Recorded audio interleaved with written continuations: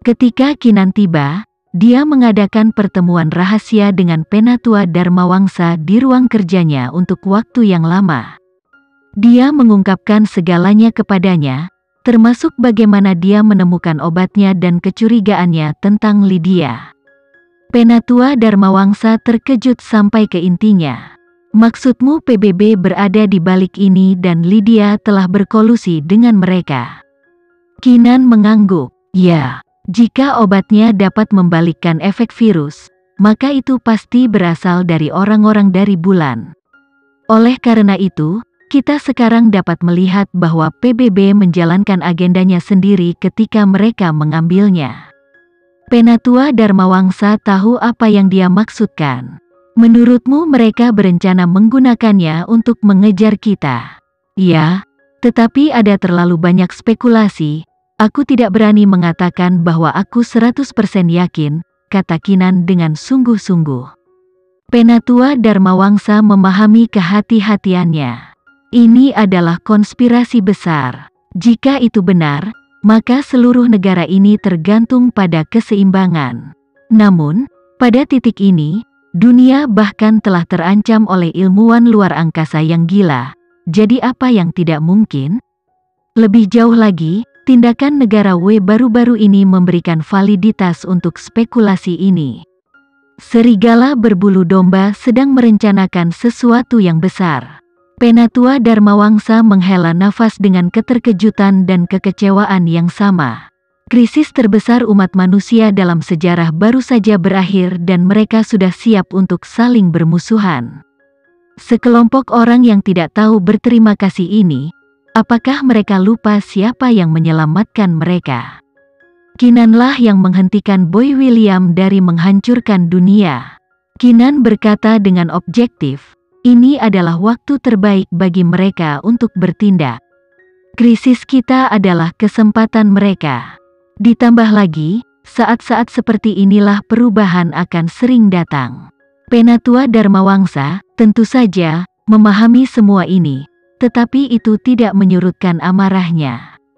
Bukan hal baru bahwa negara-negara itu ingin menargetkan kita, tetapi yang terburuk adalah Lydia. Sebagai seseorang dari negara ini, dia memiliki keberanian untuk menjual negaranya sendiri. Pengkhianat semacam ini tidak boleh dimaafkan. Sayangnya, kita tidak punya bukti apapun terhadapnya sekarang atau aku secara pribadi akan menghabisinya. Aku bisa menemukan buktinya, kata Kinan tiba-tiba. Penatua Dharmawangsa terkejut sebelum tersenyum lebar. Sungguh? Apa kamu dapat menemukan bukti dia mengkhianati negara ini? Kinan mengangguk. Ya, tapi aku tidak bisa menjaminnya 100%, hanya 80%. Namun, bahkan jika kita berhasil mendapatkan buktinya, kita akan membiarkannya hidup untuk saat ini. Mengapa? Penatua Dharmawangsa bertanya. Sebuah dendam melintas di mata Kinan.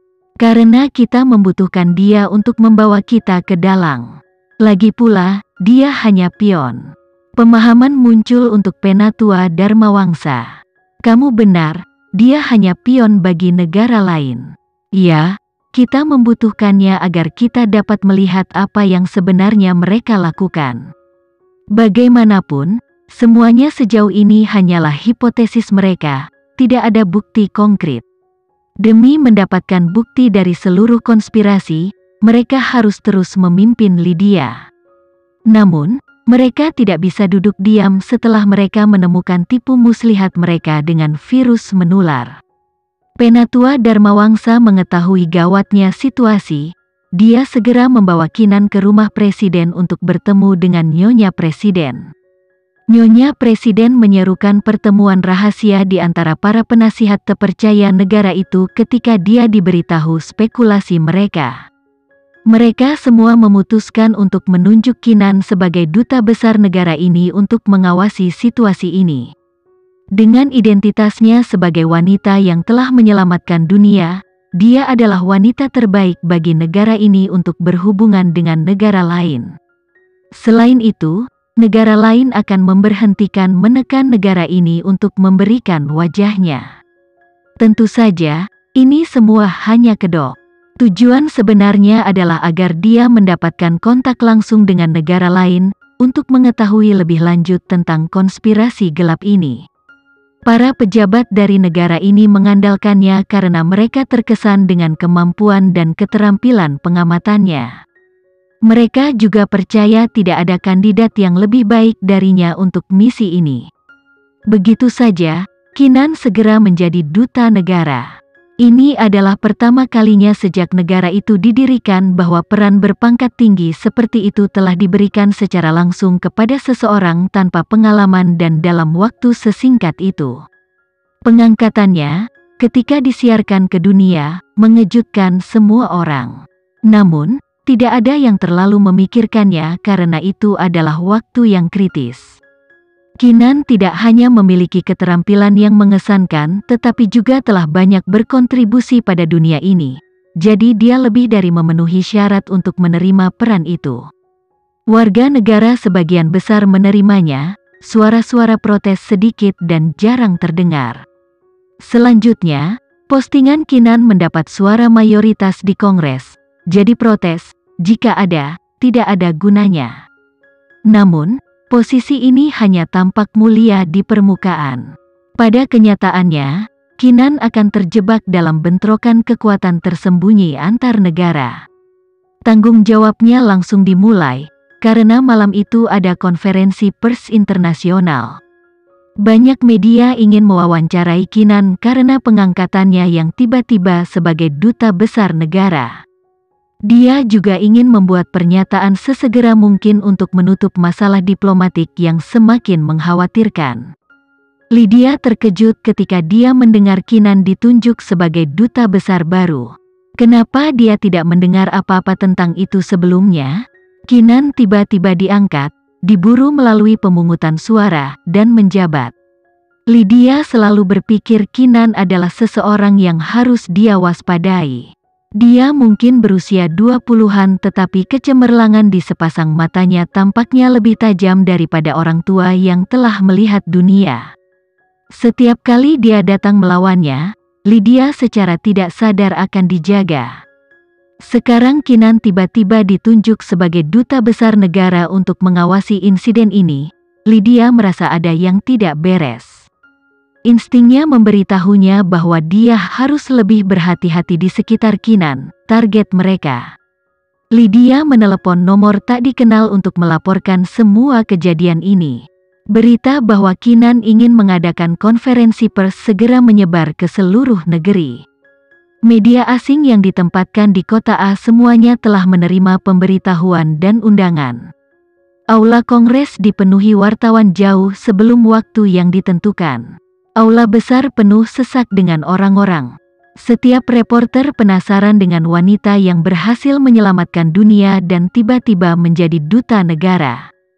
Ini akan menjadi pertama kalinya mereka mewawancarainya, jadi mereka menyiapkan banyak pertanyaan. Namun, beberapa pertanyaan jauh lebih sulit daripada yang lain. Kinan sibuk mempersiapkan di belakang panggung dengan bantuan sesama duta besar dan sekretarisnya. Mereka memberinya pelajaran di menit-menit terakhir tentang bagaimana berbicara, bagaimana menghadapi media, dan seterusnya.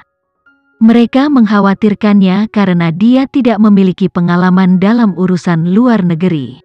Mereka berharap dapat mentransplantasikan pengetahuan mereka ke dalam otak Kinan atau setidaknya menggantikannya untuk menjadi tuan rumah konferensi ini.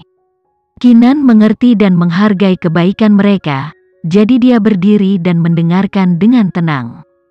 Jessie dan Sam, yang bertindak sebagai pengawal Kinan, menganggap orang-orang ini terlalu meremehkan Kinan. Ini adalah wanita yang telah menyelamatkan dunia sebelumnya. Jadi mengapa dia takut dengan konferensi pers kecil?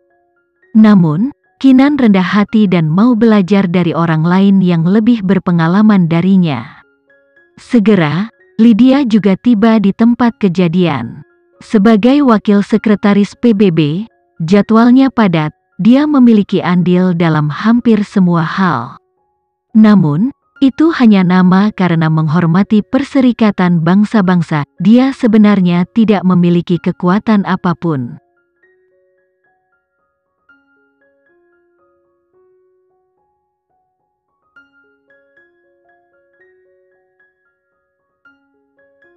Sekian dulu ya video kali ini, kita lanjutkan lagi videonya di lain waktu. Oh iya, bagaimana menurut kalian? Semoga bisa sedikit menghibur kalian semua. Untuk teman-teman yang baru nonton, jangan lupa subscribe ya, hehehe. Dan kalau teman-teman ada yang ingin gabung langganan, bisa langsung gabung saja untuk dapat fitur yang menarik dan sedikit membantu Mimin. Terima kasih banyak sudah menonton, sampai jumpa lagi, bye.